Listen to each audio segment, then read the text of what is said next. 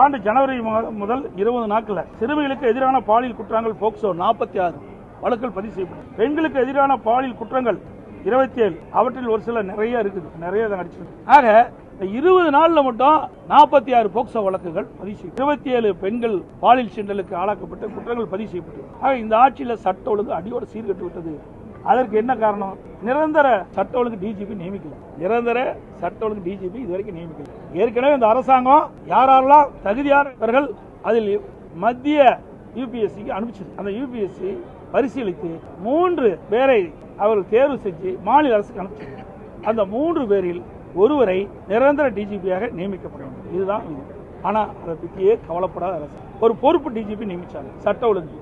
அந்த அவருக்கு உடல்நிலை சரியில்லை, அதுக்கு ஒரு பொறுப்பு டிஜிபி நியமிச்சாங்க. அப்புறம் எப்படி இவங்க சட்ட ஒழுங்கு பாதுகாக்க முடியும்? சட்ட ஒழுங்கு பாதுகாக்கக்கூடிய ஒரு நிரந்தர டிஜிபி இல்லாதனாலதான் இவ்வளவு மோசமான நிலைக்கு போயிட்டு இருக்குது.